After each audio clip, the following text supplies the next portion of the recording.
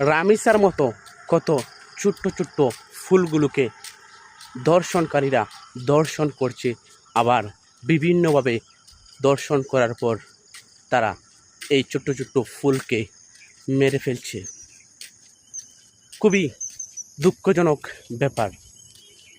আসলে যারা দর্শনকারী তাদেরকে অবশ্যই প্রকাশ্যে মৃত্যু দণ্ড দেওয়া হোক এবং প্রকাশ্যে ফাঁসির আওতায় আনা হোক, প্রকাশ্যে তাদেরকে গুলি করে মেরে ফেলা হোক। এটাই হবে তাদের সর্বোচ্চ শাস্তি।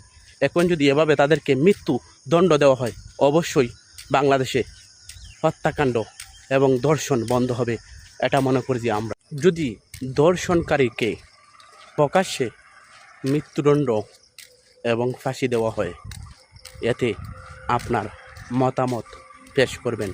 এটা কি তার জন্য সর্বোচ্চ শাস্তি হবে কি না, অবশ্যই কমেন্ট বক্সে লিখে যাবেন। ভিডিওটি ভালো লাগলে সর্বোচ্চ শেয়ার করে দিবেন।